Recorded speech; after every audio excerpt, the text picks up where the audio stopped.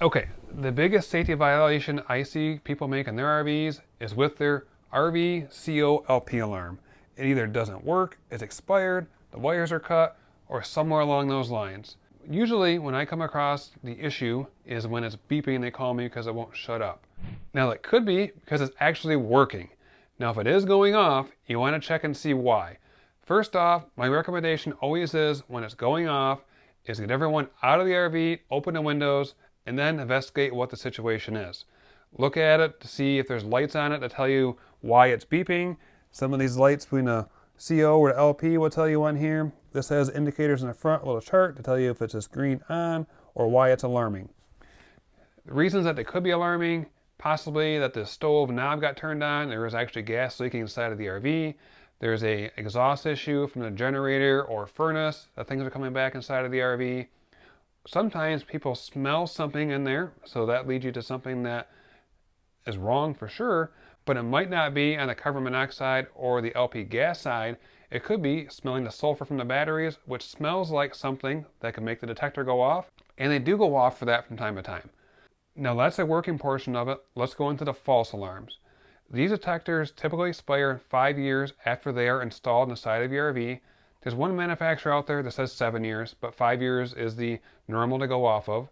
Now that is the service date for it. If you don't know the service date, you're going to go off of the date that it was manufactured. So I have one right here. So I'm going to show you on the back of this what you're looking for. I really like these ones because they're very universal.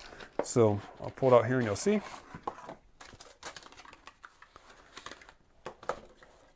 So we have a few different parts. You can see if you have a oval one, you can replace that one with it. If you have a square one, you have a trim ring for that. Or if they just put the small guy in there, that's all you need. This is a sensor part of it. Now on the back side, it's going to be a really small writing. It'll have the manufacturer date and a serial number on it. These ones are handy. They put replace by date on the front of it. That's 5 years from the manufacturer date. So if you are going by the manufacturer date, you can leave it on there. If you're going by the service date, you can write it on the front of your detector, so you can always look at it when you're doing your maintenance to see when you should be replacing it.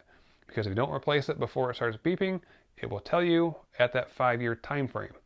I did find on one of the models, when it does beep, when it's at its end of life expiration, you can push a button to make it shut up for a little bit, but it only works for a couple days.